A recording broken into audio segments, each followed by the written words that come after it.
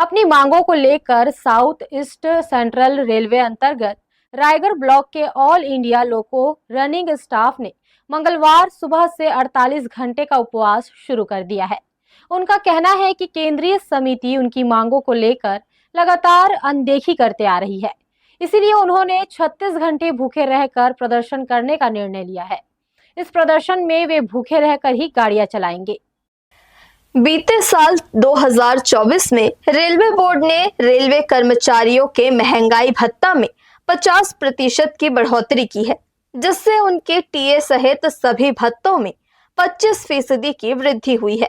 मगर चूंकि लोको running staff के लिए किलोमीटर दर में यात्रा भत्ता एक प्रमुख हिस्सा है, लिहाजा 25% टीए वृद्धि के परिप्रेक्ष्य में 1 जनवरी 2024 से 25% किलोमीटर दर में भी वृद्धि होनी थी, मगर रेल बोर्ड ने इसे अस्वीकृत कर दिया है।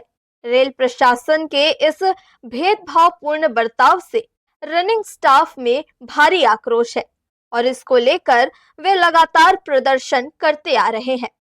बावजूद इसके उनकी मांगों को लेकर कोई गंभीरता नहीं बरती जा रही है। यही वजह है कि ऑल इंडिया लोको रनिंग स्टाफ एसोसिएशन के बैनर तले गुरुवार को लोको रनिंग स्टाफ ने 28 घंटे तक भूखे रहकर काम करने का निर्णय लिया है।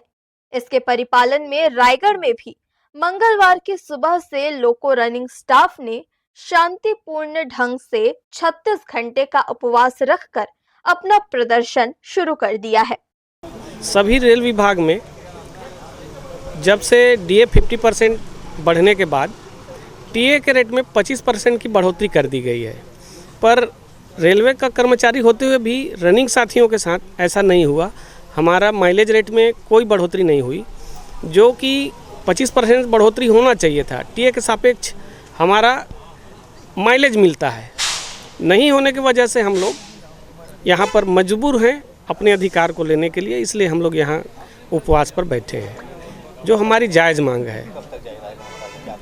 ये 2 दिसंबर 10 बजे से लेकर के 4 दिसंबर 10 बजे तक हम लोग 48 घंटे के लिए भूखे रहकर रेल परिचालन करते हुए प्रशासन को ये बताना चाहते हैं कि उनकी जो नीति है हमारी माइलेज काटने की, ये गलत है।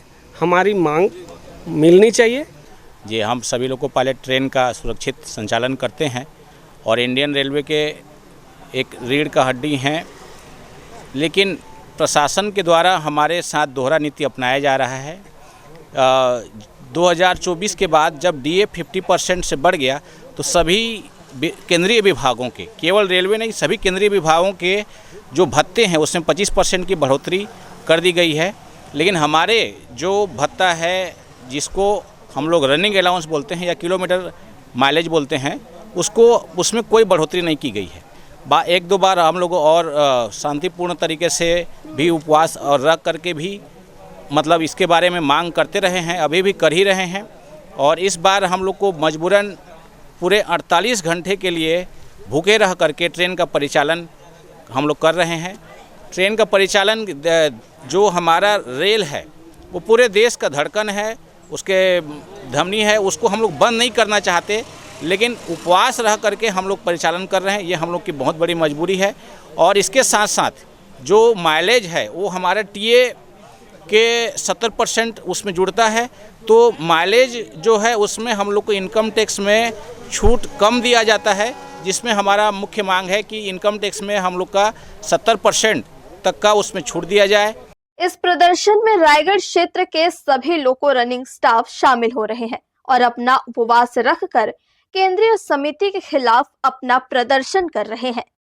लोको स्टाफ का कहना है कि इस प्रदर्शन से रेलवे के परिचालन में किसी भी तरह का कोई प्रभाव नहीं पड़ेगा।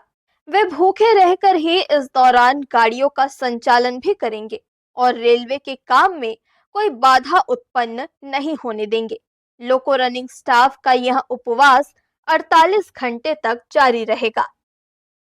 हर्ष न्यूज के लिए राहुल अधिकारी की रिपोर्ट।